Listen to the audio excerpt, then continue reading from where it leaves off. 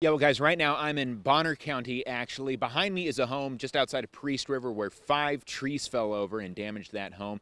There were some similar situations in Kootenai County, but it wasn't as bad. Take a look. We have some images to show you that were taken at a home in Hayden Lake earlier today. This big tree fell on a home. Now, no reports of injuries from a relative of that homeowner, thankfully.